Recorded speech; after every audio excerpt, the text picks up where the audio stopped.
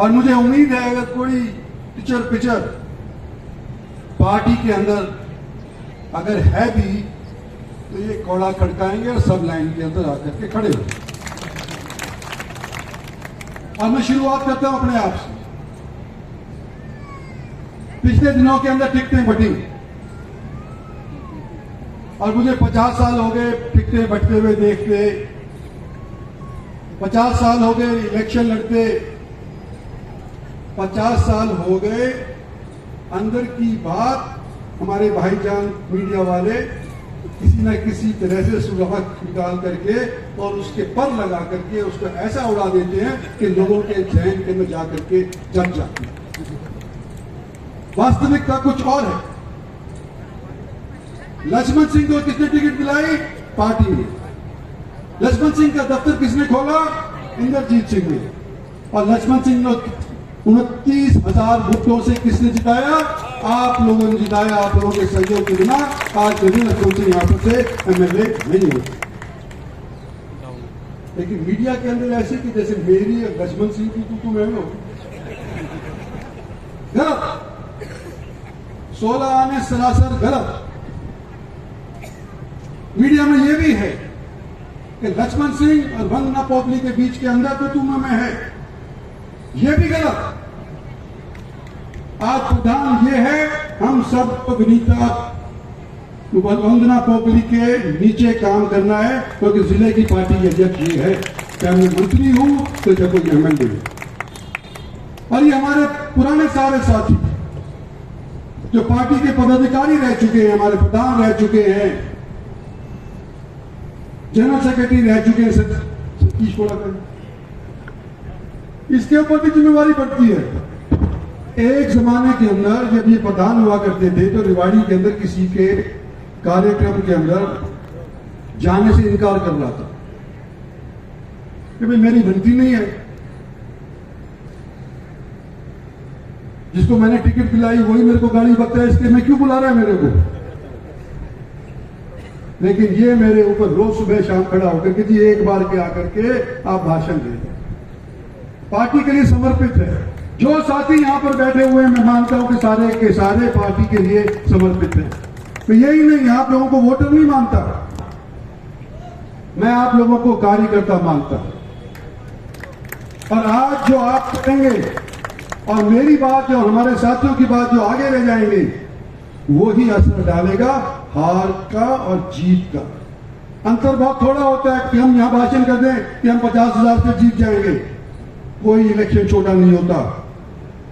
और आज यहां पर रेवाड़ी के अंदर न केवल भारतीय जनता पार्टी की साख लग रही है, जिस पार्टी को तुमने प्रधानमंत्री का रूप दिया, जिस पार्टी को तुमने 2-3 बारी से चीफ मिनिस्टर का रूप दिया, आज वो हमारे भारतीय जनता पार्टी के गढ़ के अंदर अगर हार जाती है तो पार्टी की फजीयत तो होती ही होती है, हमारे प्रधानमंत्री की भी होती है और आपके चुने हुए नुमाइंदे इंद्रजीत सिंह की भी फजीयत होती है। ये बात याद रखना, किसी भी बिरादरी के हो, मुझे इस चीज से कोई मतलब नहीं है। मुझे इस बात से ये मतलब है कि मैं अपना पुराना इतिहास देखते हुए राजनीति का अगर भविष्यवाणी ये कर सकता हूं तो ये कर सकता हूं कि गुड़गांव के अंदर आज के दिन सबसे ज्यादा पैसा हरियाणा सरकार के लिए उत्पन्न होता है। 60%, 65% राजस्व प्रदेश का गुड़गांव से जाता है, लेकिन गुड़गांव की डेवलपमेंट ठीक ढंग से नहीं हुई।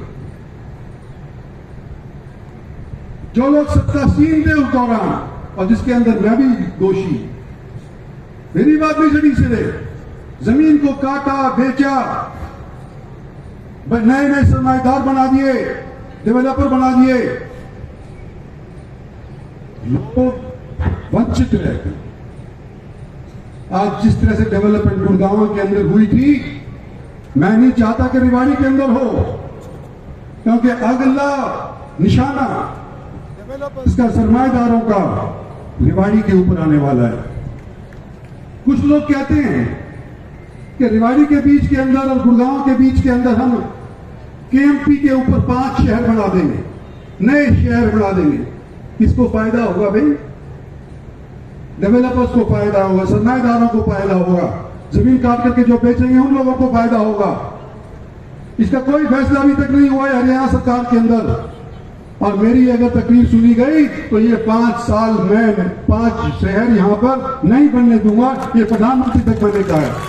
और क्यों नहीं बनने दूंगा कि गुड़गांव के बीच के अंदर जो नया गुड़गांव बनने वाला है रेवाड़ी, इन दोनों की हथेलियों के अंदर नींबू की तरह से हमारी जमीन को निचोड़ दिया जाएगा। पानी नहीं है हमारे पास, बिजली नहीं है हमारे पास, और नौकरी भी आज के दिन मिल रही है। गुड़गांव के अंदर जाके देखो, गुड़गांव के इर्द गिर्द कौन खुदा करके बच रहा है? कोई यूपी का आ रहा है, कोई बिहार का आ रहा है, कोई कहीं का आ रहा है, और हमारे लोगों को तो जगह ही नहीं मिल रही, नौकरी मिल रही। हालांकि ये भारत सरकार के निर्देश के ऊपर हरियाणा सरकार को ये कानून पारित करने को मजबूर किया था कि हरियाणा के अंदर 1/3 नौकरी किसको मिलेगी? हरियाणा वासी को मिलेगी। मिली? नहीं मिलता। मैं आज आपसे कह रहा हूं कि हमारे 3 एमएलए यहां बैठे हुए हैं, हमारे प्रभारी बैठे हुए हैं, हमारी जिला प्रधान बैठी हुई है, भूतपूर्व प्रधान बने हैं, और थोड़े बहुत वोटों से ये सुनील हारिया था, ये नहीं बैठा। हर चीज भगवान के हाथ के अंदर है। कई लोग टिकट मांगते हैं, एक को मिलती है। मैं अपना उदाहरण देता हूं, मेरी बेटी ने 3 बार टिकट मांगी, नहीं मिली। लेकिन क्या सुनील के लिए उसने काम करना बंद कर दिया? क्या लक्ष्मण सिंह के लिए उसने काम करना बंद कर दिया? और तो और कापड़ीवास के लिए क्या उसने काम करना बंद कर दिया? ये बैठे गवाह। ये तीनों बार आरती ने पार्टी के लिए काम किया, उसको पार्टी के लिए नाम दिया, आज मंत्री बना दिया। आज मैं यूं कहता हूं आप सभी से, यहां बैठे हुए जो स्टेज पे बैठे हो, चाहे नीचे बैठे हो, 3 साल 3.5 साल हमारी सरकार अभी है, हरियाणा में भी है, देश के अंदर भी है। क्या आप समझते हो कि अगर कोई क्रिटिसिज्म आता है हमारी पार्टी का या हमारी पार्टी के किसी पदाधिकारी का, तो कांग्रेस को जिता करके वो सुध हो जाएगा? कौन सुनेगा कांग्रेस की जब हमारी सरकार है? कौन सुनेगा मुख्यमंत्री जब हमारी सरकार है? कांग्रेस ही आकर के भौंभा करके चले जाएंगे। लेकिन सिद्धि अगर चाहते हो तो हमारी पार्टी के आपको जिताना पड़ेगा, चाहे वो ये बैठी हो, पीपल बैठी हो, या यहां पर आदमी लोग जो पार्टी के टिकट के ऊपर, पार्षद के तौर के ऊपर लड़ रहे हैं। अरे आपने देखा है, इसने काम किया है। पिछले दिनों 10 साल पहले इसकी इसी पोजीशन के ऊपर जीत हुई थी, और ये 2-4-5 साल कार्यरत थी। तो मैं आज आपको यूं कहना चाहता हूं कि भाई आप लोग अगर रेवाड़ी को स्वच्छ चाहते हैं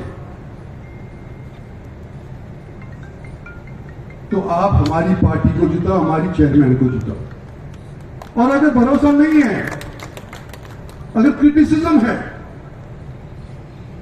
कि भाई आकर के भाषण ले जाते हैं, बड़ी बड़ी बात कह जाते हैं, और फिर बात के अंदर उनको ढूंढने जाओ, ठन ठन गोपाल मिलता है, कोई बंदा ना काम करते है। मैं आज स्टेज के ऊपर इन मीडिया वालों के सामने कहता हूं कि रेवाड़ी की तुम ये चेयरमैन और ये हमारी मेजोरिटी बना करके दो।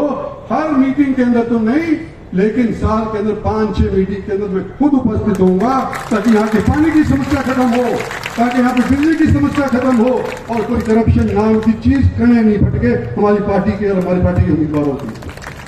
इस चीज के लिए आज के दिन सहयोग मांग रहा हूं। और आप लोग यूं सोचो कि इंद्रजीत सिंह आकर सबकी वोट हलवा देगा, नहीं होगा। ये एमएलए बैठे हैं, हमारे भूतपूर्व प्रधान बैठे हैं। मैं यूं कहता हूं तुम्हारे को,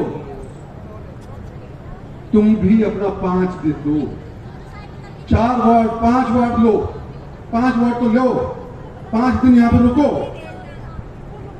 और आप अपने नीचे जितने भी पार्टी ने मार्केट कमेटी के चेयरमैन बना रखे हैं, उन सबको 2-2, 3-3 वोट दो।